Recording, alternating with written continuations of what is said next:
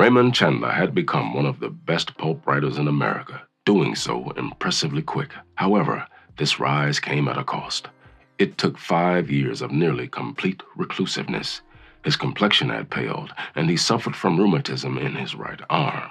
Of this sacrifice, he would later say, "Most writers sacrifice too much humanity for too little art."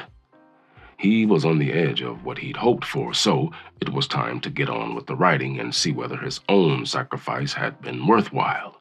The title, The Big Sleep, derived from the ending of the novel where Detective Marlowe is standing at the same old oil field as at the beginning, narrating, "Oil and water were the same as wind and air to you.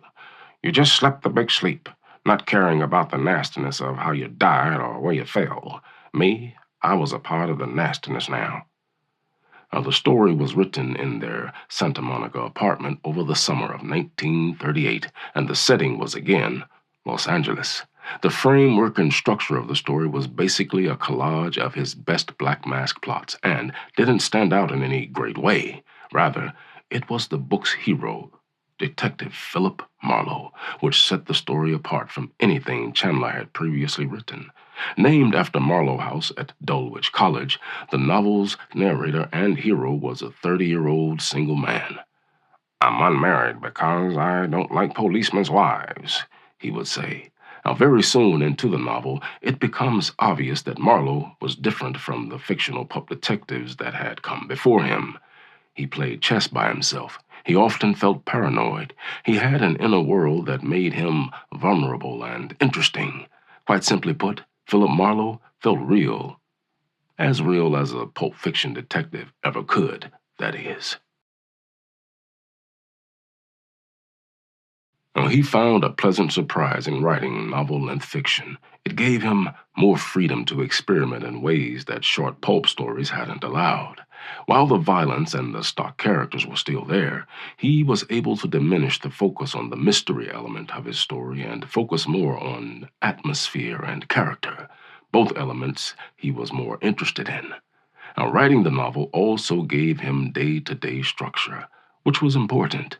You see, although he'd been sober for quite a while by this time, routine was vital for an alcoholic such as himself. So with this in mind, he would wake up early and get to work. He'd type away until lunch, at which time he would call it a day. He felt that every writer should find a window of at least 4 hours a day to dedicate solely to writing and nothing else. One doesn't have to write. However, one isn't allowed to do anything else productive or positive during those hours. The rest of the afternoon would be spent relaxing, reading magazines, and driving Sissy to stores.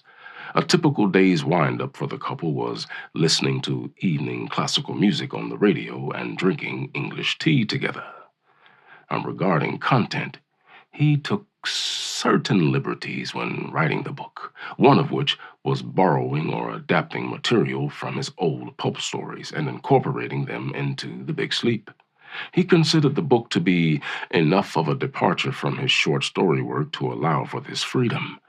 It would therefore not be surprising to anyone who had read his story, The Curtain, in the 1936 issue of Black Mask magazine, to find a familiar, if not identical, plot.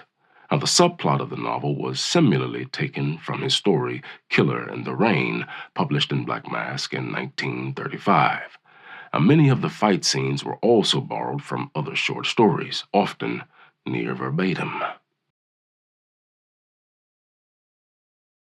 Well, the novel was complete and in the hands of Alfred Knopf by autumn of 1938, and everyone seemed more than satisfied. Knopf was so delighted that he bought the entire front cover of Publishers Weekly in order to advertise his newest author, believing that he had found the next hard-boiled writing talent. That was not a sentiment shared by critics, however, who found the novel to be too crude. In particular, some of the more realistic elements, like the numerous alcoholic characters, a drug-taking psychotic nymphomaniac, a pornography racket, adulterers, explicitly described corpses, and a homosexual assassin. Although Chandler insisted that these characters were meant to add realism to the story, the fact that no crime writer of the time had gone to such length made it a difficult point for many to swallow. regardless of how close to the reality of 1930s Los Angeles life it was. Now, despite the critics, the book sold well. 18,000 copies, which includes British sales. He only made $2,000 from these sales. Not that $2,000 was anything to frown at, being equivalent to roughly $45,000 today. It did allow him to lower his shoulders somewhat. On the other hand, it wasn't the big break he was hoping for either. The material was too explicit for Hollywood, who showed no interest in buying the film rights. Thus, Chandler had to continue writing pulp stories to make ends meet. At the very least, he and Sissy were able to move out of their cramped Santa Monica apartment that had been their home for the last 5 years. Now, good times and bad lay ahead, and thus the sun would shine on Raymond Chandler yet again. A story we might continue to explore in a future episode.